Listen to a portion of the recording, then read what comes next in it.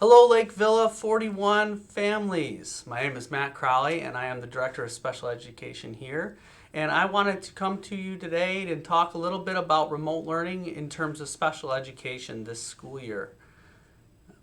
If you did not have the opportunity to view the Board of Education meeting last night, I did speak briefly regarding our plan as the district moves forward into remote learning this fall. I want to highlight a couple different key components that are also included in this email. And keep in mind that this communication and information is directed for our families with students with special education services. The first thing that we're going to do is communicate with each of our families who have children in our special education programs and gain some feedback from you in terms of what worked, what didn't work in the spring, and what we can do to be of more assistance or more efficient and effective with our service delivery this fall. Following that, our service providers and case managers will be working together to come up with individualized remote learning plans for each child. These plans will include the different services, accommodations, supports, schedules, technology information, contact information, anything that we can possibly think of to support you and your child for this upcoming school year and remote learning in the fall.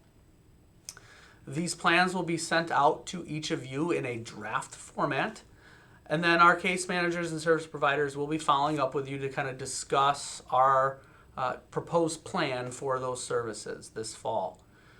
Once they kind of reach a consensus with you in terms of how those plans will look, we'll create a final copy and get those out to you as well. Within those plans, you will see the different services your child receives, the days, the times, the amount of minutes that will be live or what I like to call on demand and recorded and things like that. We will also be providing different supplementary materials based on some service providers, physical therapy, occupational therapy, speech. If your child receives those services, be on the look for communication from those folks about some of those materials. I want to preface a lot of that and help keep in mind that more than likely we will not be able to deliver minute for minute service for all kids.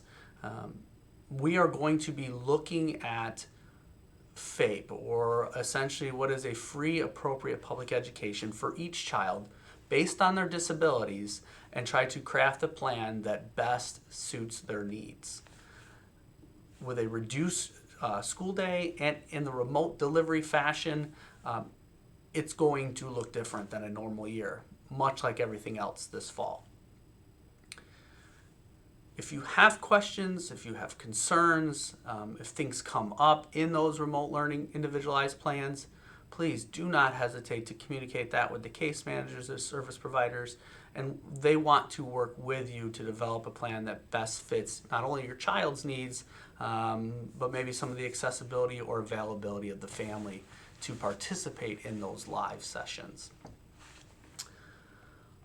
Along with a lot of our different things that we're doing this year, we are going to be utilizing our paraprofessionals or teaching assistants even more than we typically do in a traditional school year.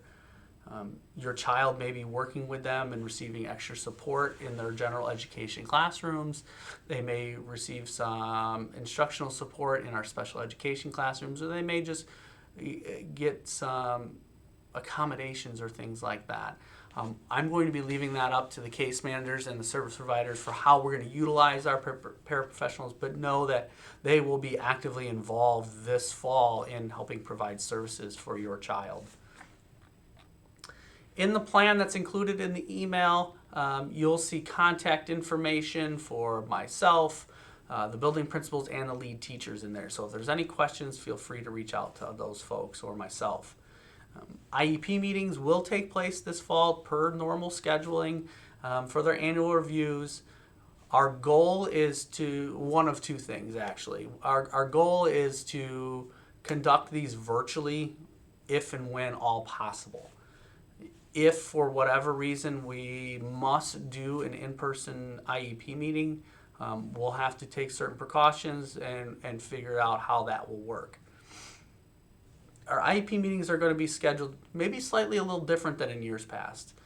With the mandate of live instruction, we do not want to pull our service providers and our teachers from teaching your child live.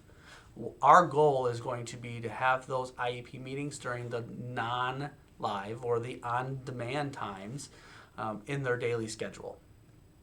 Our service providers and case managers will be reaching out to you just like we always do ahead of time to kind of schedule these meetings and work with you to figure out an appropriate time for those meetings.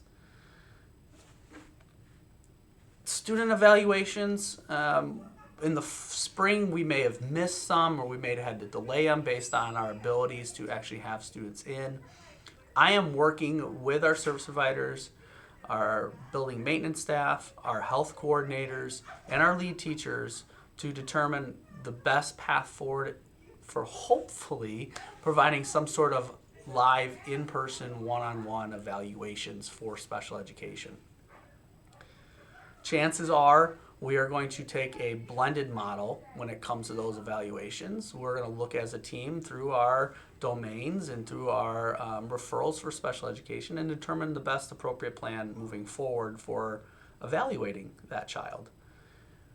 We will determine what components we would like to have access to the child and what components we think we can do efficiently and effectively through this remote model. The other document that you will see in the email, not only is there the plan, but there is that individualized remote learning plan template available for you to see, to kind of peruse through. Again, these will be individualized. This is just a template. Not all components will be included in every plan, and there may be some additions or omissions depending on the child's individual needs. I encourage you to reach out if you have questions. My contact information is in there, as I said earlier. The building principal's contact information, as well as the lead teacher's information, are all provided for you in this documentation. I please ask for your patience as our staff works to develop these. We want to make sure that we are thorough and well thought out in terms of our plans for your child. Our staff is going to work as quickly as possible to get these developed, and they will communicate with you throughout the process to ensure that you know where we are at. We're going to start providing services as quickly as we can once we get building schedules figured out, classroom schedules figured out, and our service provision schedules figured out. So be on the lookout for all this information, and again, if you need anything, do not hesitate to reach out. Thank you. Have a great start to the school year.